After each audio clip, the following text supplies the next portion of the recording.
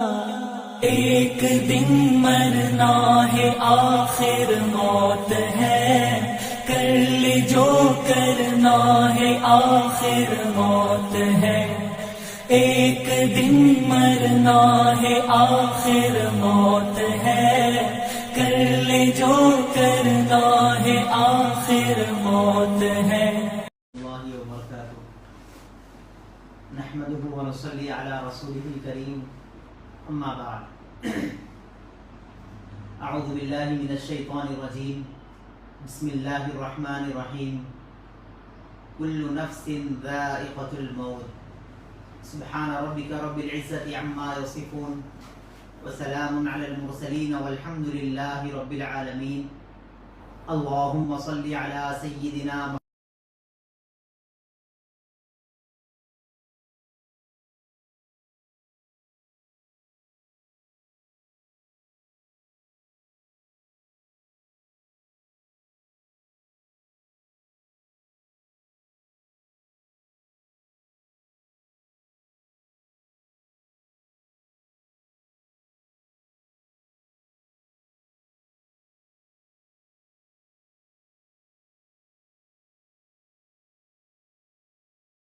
نہ عزت دار کو، نہ بے عزت کو، نہ پڑھے لکھے آدمی کو، نہ جاہل کو، نہ عورت کو، نہ مرد کو، نہ عقل مند کو، نہ بے وقوف کو، کسی سے اس کو کوئی چھٹکارا نہیں ہے۔ اور زندگی ایک چراغ کے روشنی کے مانند ہے، صرف اس کو ہوا کا ایک جھونکا کافی ہے۔ جب ہوا کا ایک جھونکا آتا ہے تو چراغ جس طریقے سے بجھ جاتا ہے، اسی طریقے سے زندگی بھی ایک چراغ کے مانند ہے۔ جب موت کا جھونکا اسے مل جائے گا، موت کی ہوا اسے لگ جائے گی تو وہ بجھ جائے گا۔ انسان کو چاہیے کہ وہ موت سے پہلے موت کی تیاری کرے، یہ عقل مند انسان کی دلیل ہے۔ بہت سارے لوگ کماتے ہیں اور پھر اپنی جائیداد کو اس لیے جمع کرتے ہیں کہ میرے مرنے کے بعد میرے بچوں کا کیا ہوگا، یہ سوچ کر فکر کرتے ہیں۔ لیکن کوئی انسان یہ نہیں سوچتا کہ میرے مرنے کے بعد میرا کیا ہوگا۔ اس لیے کہ انسان کو سوچنا یہ ہے کہ میرے مرنے کے بعد میں نے آخرت کی کتنی تیاری کی ہے، موت کی تیاری کس انداز میں نے کی ہے، یہ انسان کو سوچنا ہے۔ موت سے کسی کو رستگاری نہیں، آج وہ کل ہماری باری ہے۔ کتنے لوگ تھے جو گزشتہ رمضان میں ہمارے ساتھ تھے، سحر میں، افطار میں، تراویح میں، وہ ہمارے ساتھ تھے، لیکن آج وہ ہمارے ساتھ نہیں ہیں۔ اور پھر کتنے لوگ تھے جو ہمارے ساتھ رہتے تھے، جو ہمارے ساتھ اٹھنا بیٹھنا ہوتا تھا، نمازیں پڑھنا، قرآن کریم کی تلاوت کرنا، سب ہمارے ساتھ تھا۔ اعتکاف میں ہمارے ساتھ بیٹھا کرتے تھے، لیلۃ القدر میں ہمارے ساتھ عبادتیں کرتے تھے۔ ہر وہ کام جو ہم ایک دوسرے کے ساتھ متحد طور پر کرتے تھے، لیکن آج وہ ہمارے ساتھ نہیں ہیں۔ پتہ نہیں اگلی زندگی میں بھی ہم ہوں گے یا نہ ہوں گے۔ ہماری آنے والی نسل اگلے رمضان کا ہو سکتا ہے اس میں عبادت کرے گی، شاید ہم کو موقع ملے یا نہ ملے۔ لیکن ہم کو چاہیے کہ جتنی زندگی ہم کو ملے غنیمت سمجھتے ہوئے اس کو صحیح طور پر گزاریں۔ کسی نے کیا بہترین بات کہی تھی کہ پیدا ہوئے تو اذان اور اقامت ہوئی، جب موت ہوئی تو نماز جنازہ پڑھی گئی۔ یعنی اقامت اور نماز کے درمیان میں جتنا وقت ہوتا ہے اتنا وقت انسان کی زندگی اور موت کے درمیان میں۔ ایک مرتبہ اللہ کے نبی صلی اللہ علیہ وسلم نے صحابہ کرام سے پوچھا کہ کیا تم موت کی تیاری کیے ہوئے ہو، اور پھر کتنی امیدیں تم اپنی زندگی سے لگائے بیٹھے ہو؟ ایک صحابی نے فرمایا، اے اللہ کے نبی، میں ایک نماز سے دوسرے نماز کے درمیان کا وقت اپنی زندگی کو سمجھتا ہوں اور اتنی امیدیں لگائے بیٹھا ہوں۔ کسی نے کچھ کہا، کسی نے کچھ کہا۔ اللہ کے نبی صلی اللہ علیہ وسلم نے فرمایا، تم تو اپنی زندگی پر بڑی امیدیں لگائے بیٹھے ہو، میں جب نماز پڑھتا ہوں تو ایک طرف سلام پھیرتا ہوں، مجھے یقین اس بات کا نہیں ہوتا ہے کہ دوسری طرف کا بھی سلام پھیرنے کی مجھے موقع ملے، امید ملے یا نہ ملے۔ اتنی کم زندگی میری ہو سکتی ہے، اور میں اس طریقے سے تیاری کرتا ہوں اپنے موت کی۔ اور پھر فرمایا گیا کہ جو آدمی عبادتیں کرتا ہے، نماز بھی پڑھتا ہے، تو اس کو یہ نیت کرتے ہوئے پڑھنا چاہیے، یہ سوچ کر پڑھنا چاہیے کہ میں نماز پڑھ رہا ہوں، ہو سکتا میری زندگی کی یہ آخری نماز، اگلی نماز مجھے ملے یا نہ ملے۔ کامیاب انسان وہ ہے جو موت سے پہلے موت کی تیاری کرے، بے وقوف انسان وہ ہے جو موت کے وقت میں افسوس کرتے رہے اپنی زندگی پر، ہائے افسوس کہ میں نے زندگی کیسے گزار دی۔ اس لیے کئی لوگوں کو دیکھا گیا ہے، بھوپال کے رہنے والے ایک پیر تھے ننھے میاں صاحب، ان سے کسی نے پوچھا کہ آپ زندگی پر کتنی امیدیں لگائے بیٹھے ہیں؟ انہوں نے کہا کہ میں تو زندگی کی کوئی امیدیں نہیں رکھتا، بس میں تو اس حال میں ہمیشہ تیار رہتا ہوں کہ موت کا فرشتہ میرے پاس آئے اور کہے کہ ہم آپ کو لے جانا چاہتے ہیں تو میں کلمہ پڑھوں اور ان کے ساتھ گزر جاؤں۔ اس طریقے سے وہ تیاری کیے ہوئے تھے۔ اور پھر ہمارے اس پروگرام کے جو ویکینڈ تراویح چلتی ہے، اس کے روح رواں جناب ناصر حسین صاحب کئی مرتبہ ہم لوگوں کے سامنے تذکرہ کرتے ہیں۔ وہ مسجد نور کے صدر کی حیثیت سے، صدر کے عہدے پر فائز ہے، کئی مرتبہ انہوں نے یہ کہا کہ مولانا میں اس بات پہ تیار ہوں کہ موت کا فرشتہ مجھے آ جائے، 1 منٹ میں تاخیر نہ کروں، میں تیار ہوں اس حال میں۔ یہ بات بندہ اس وقت کرتا ہے، اس وقت اس کے زبان سے یہ الفاظ نکلتے ہیں جب اس کا دل مطمئن ہو کہ میں نے اپنی زندگی میں کسی کو ناجائز طور پر نہ تکلیف پہنچائی ہے، نہ کسی کا ناجائز قبضہ میں نے کیا ہے، اور پھر وہ اپنی تمام ذمہ داریوں سے فروغت کے بعد آخرت کی جو تیاری کرتے ہیں، موت کی تیاری کرتے ہیں، ان کی زبان سے یہ الفاظ نکلتے ہیں کہ میں موت کے لیے تیار ہوں۔ چنانچہ ایک بزرگ کا واقعہ لکھا ہوا ہے، ان کی 3 سالہ بیٹی جس کا نام حفصہ تھا، وہ ایک مرتبہ اپنے ابو سے بات کرنے لگی تو ان کے والد نے ان سے بات نہیں کی، وہ ایک کمرے میں گئی اور جا کر خاموشی سے بیٹھ گئی۔ والدہ نے پوچھا کہ بیٹے تم نے خاموشی کیوں اختیار کی ہے؟ کہنے لگی کہ ابو مجھ سے بات نہیں کر رہے، میں بھی ان سے بات نہیں کروں گی۔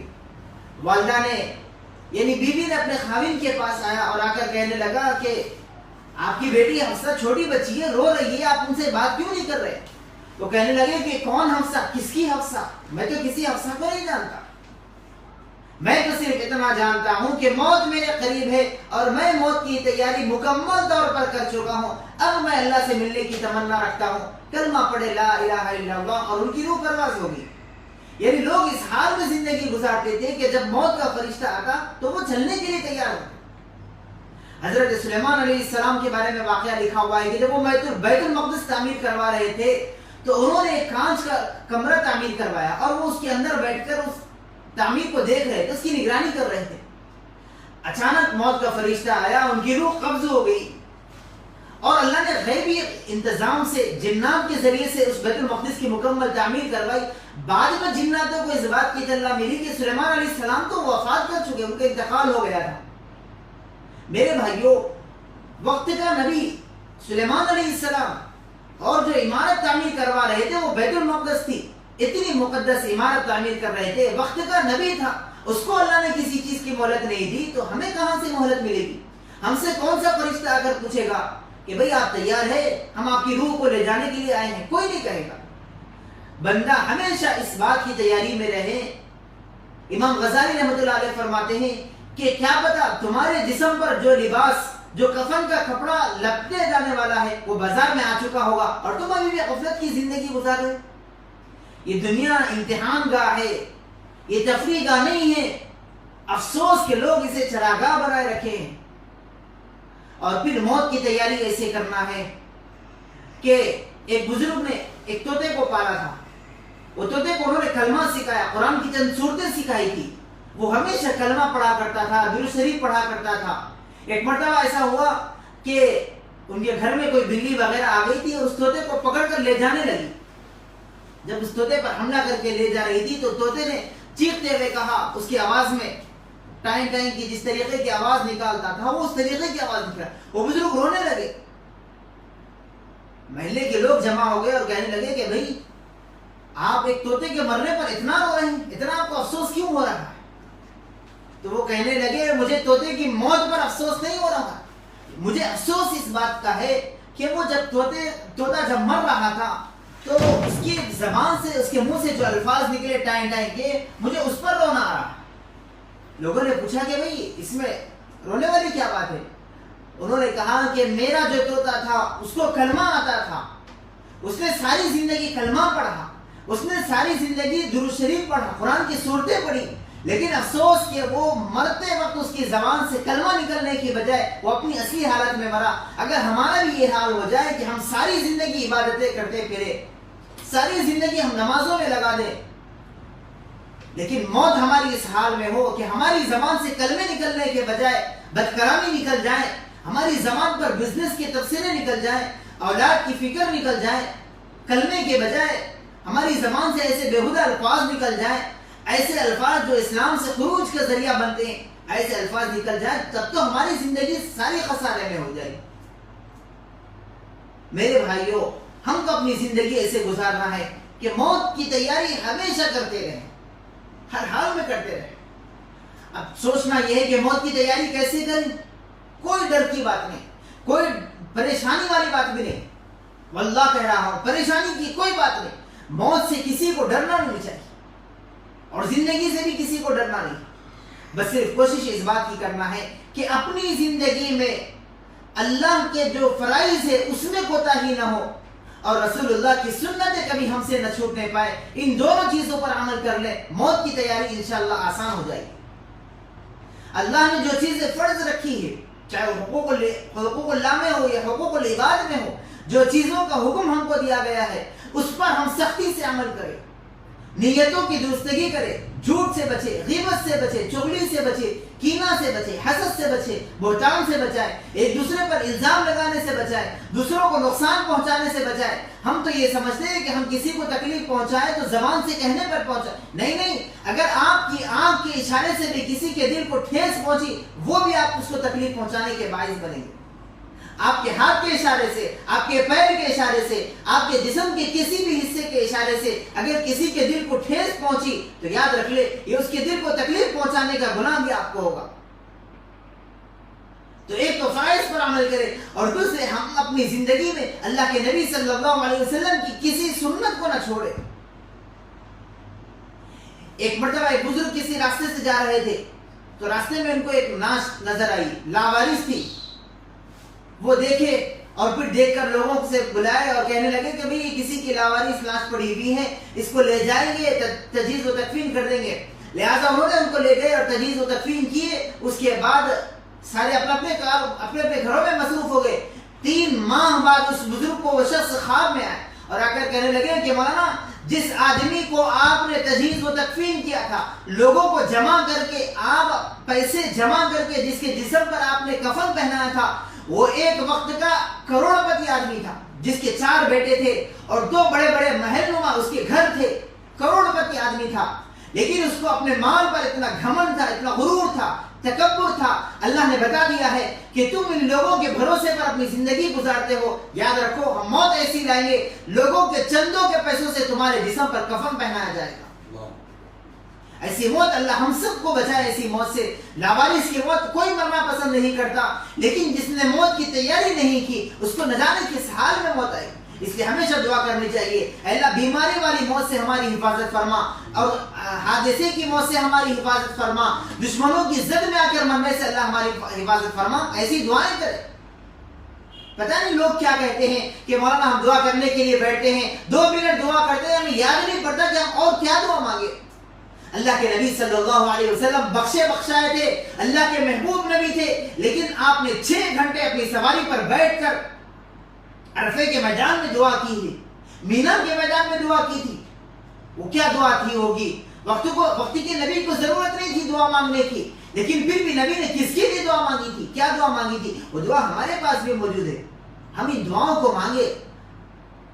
ہم تو صرف یہ کہتے ہیں کہ 2-3 دعائیں مانگتے ہیں، اے اللہ مجھے اچھا رکھ، میرے بچوں کو اچھا رکھ، کاروبار کو اچھا رکھ، بس دعا ختم ہو گئی.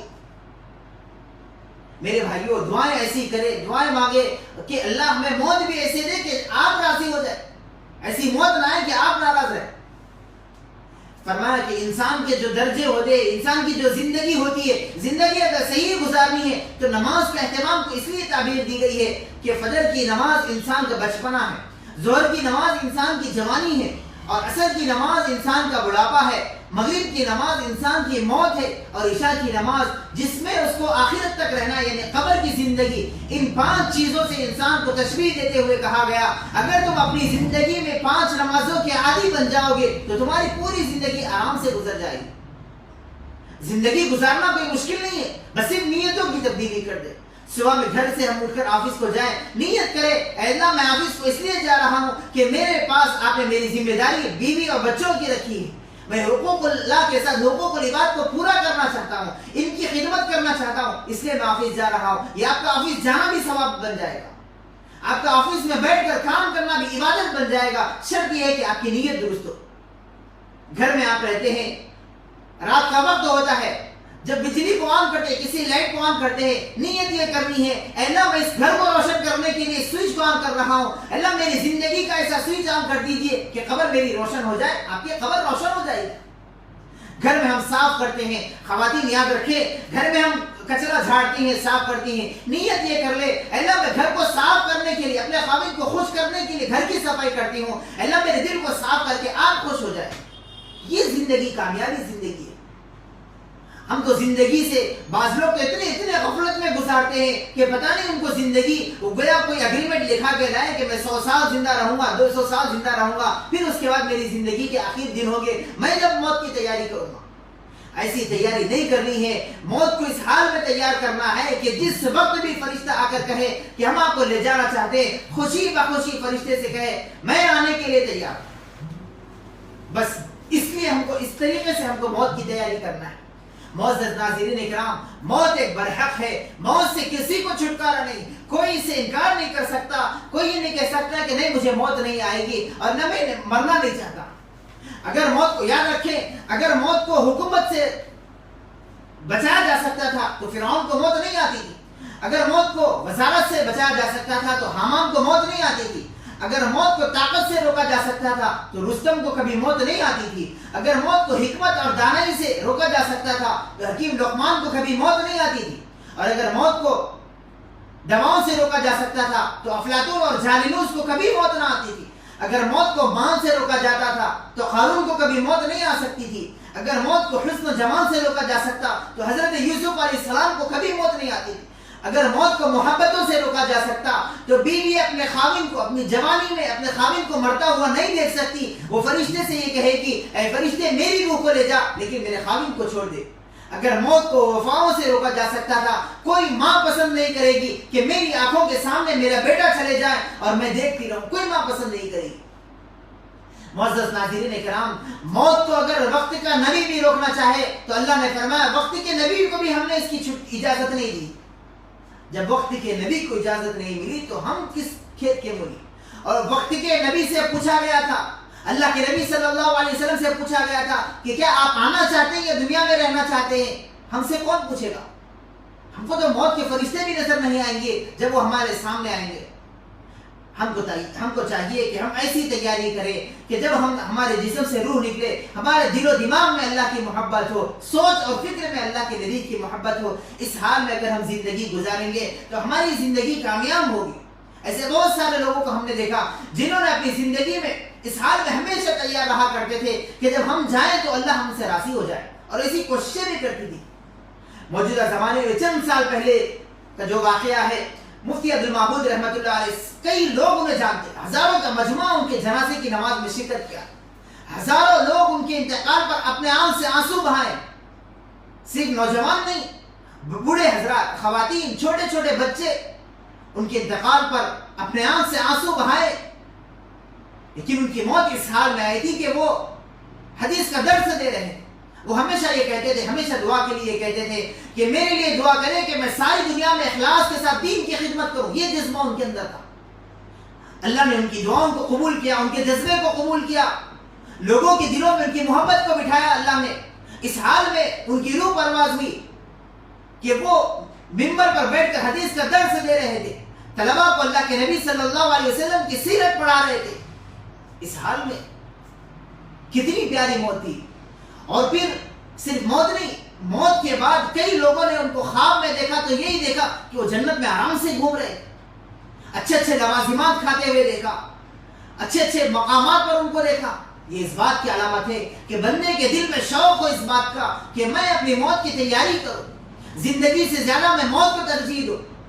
زندگی تو فنا ہونے والی ہے، زندگی سے کسی کو کوئی مہلت بھی نہیں مل سکتی، زندگی کا کوئی بھروسہ بھی نہیں ہے۔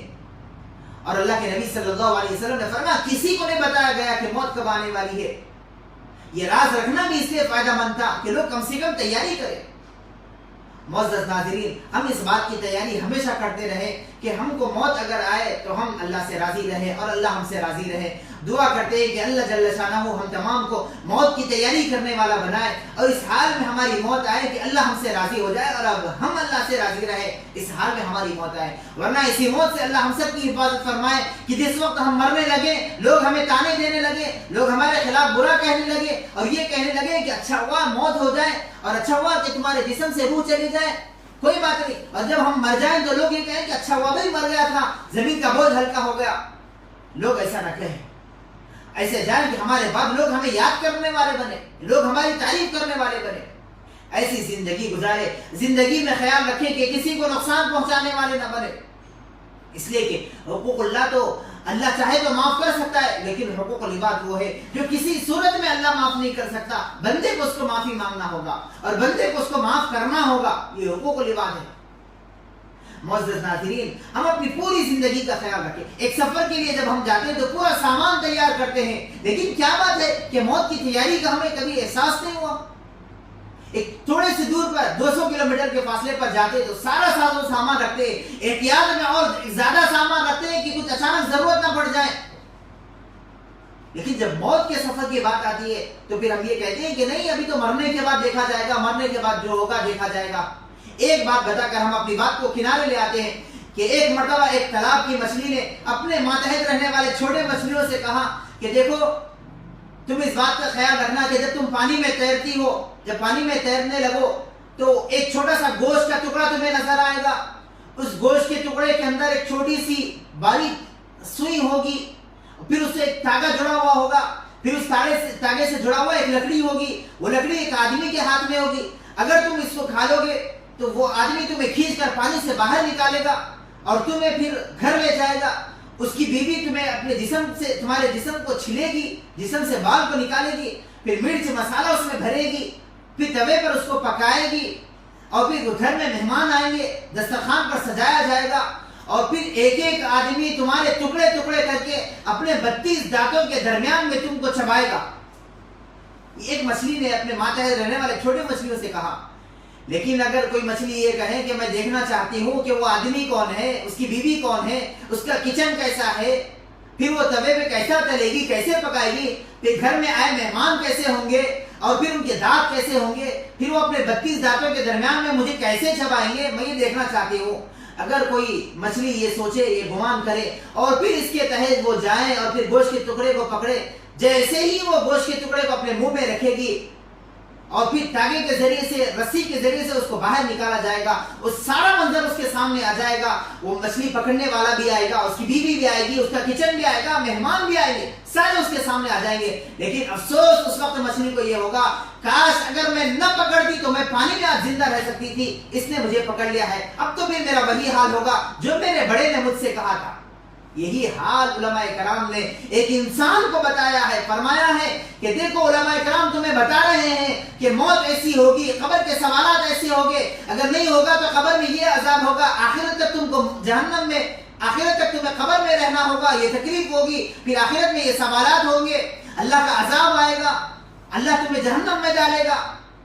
یہ سارے تفصیل بتانے کے بعد بھی اگر کوئی احمق اور بے وقوف انسان، ناسمجھ اور کم عقل انسان یہ کہے میں دیکھنا چاہتا ہوں کہ موت کا فرشتہ کیا ہے، پھر قبر کا حشر کیا ہوگا، آخرت کا حشر کیا ہوگا، اللہ کے دربار میں کیا ہوگا، حساب و کتاب کیا ہوگا، اور پھر جہنم میں کیسے سانپ ہوں گے، کیسی آگ ہوگی، میں یہ دیکھنا چاہتا ہوں۔ اگر آدمی ایسا سوچتے ہوئے غفلت میں اپنی زندگی گزار لے، موت کا فرشتہ آ جائے، اس کی روح کو قبض کر لے، اس کے بعد اس کو سارا منظر سامنے آ جائے گا کہ اللہ کیا عذاب دینے والے ہیں، جہنم کا عذاب کیسا ہوگا، کتنا سخت عذاب ہوگا، اس وقت ڈرتے ہوئے اللہ سے سے کہے گا اے اللہ مجھے معاف کر دے, میں ایک مرتبہ پھر دوبارہ زندگی دے دے, میں دنیا میں جاؤں گا اور نیک عمل کر کے آؤں گا. اللہ فرمائیں گے کہ نہیں نہیں نہیں, اب تمہیں کوئی مہلت نہیں دی جا سکتی, بس ایک مرتبہ مہلت دی گئی تھی, اب تم یہاں پر آ گئے ہیں, تم کو بتایا گیا تھا کہ یہ ہونے والا ہے لیکن تم نے اس بات کو نہیں مانا ہے, آج تمہارے ساتھ یہ حشر ہوگا.